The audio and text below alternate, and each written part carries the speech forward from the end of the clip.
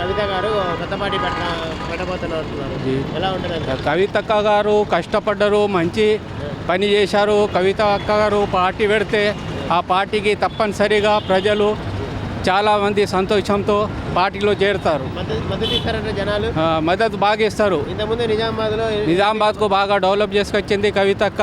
కవితక్కకు నాతోనైనంత కృతజ్ఞతలు చెప్తున్నాను. ఎందుకంటే ప్రజలు కవితక్క ఉన్నప్పుడు మంచి సంతోషాలతో ఉన్నారు, మంచి పనులు కూడా చేయించారు.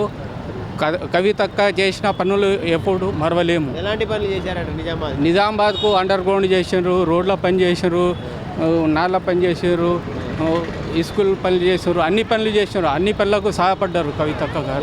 తిరిగేదే బాగా ఇంతకుముందు ప్రతిరోజు జనంలోనే ఉంటుండే కవితక్క. హైదరాబాద్లో కూర్చోకపోతుండే. కవితక్క చేసిన పనులు ఎప్పుడు నిజామాబాద్ ప్రజలు మరవలేరు. ఈసారి పార్టీ పెడితే ఖచ్చితంగా కవితక్క గెలుస్తారు. 100% గెలిచే అవకాశం ఉంది. ఖచ్చితంగా మహిళా సీఎం కావాలి తెలంగాణకు. ఇంతవరకు ఏ సీఎం కూడా మహిళ కాలేదు. ఇప్పుడు తప్పనిసరిగా కావాలా కవితక్క. ఎందుకంటే ఎంపీకి గెలిచి ఢిల్లీలో ఉన్నారు, ఇక్కడ అంతా చూసినారు. కవితక్క మంచి పని చేసినారు. కవితక్కకు నా తరఫు నుంచి నేను మంచి ఎంపీ అని కృతజ్ఞతలు తెలుపుతున్నాను. ఆమె కూడా తెలంగాణ సాధికారత తీసుకొస్తాను, బీసీలకి ఎస్సీలకి రిజర్వేషన్లు కల్పిస్తామంటున్నారు కదా.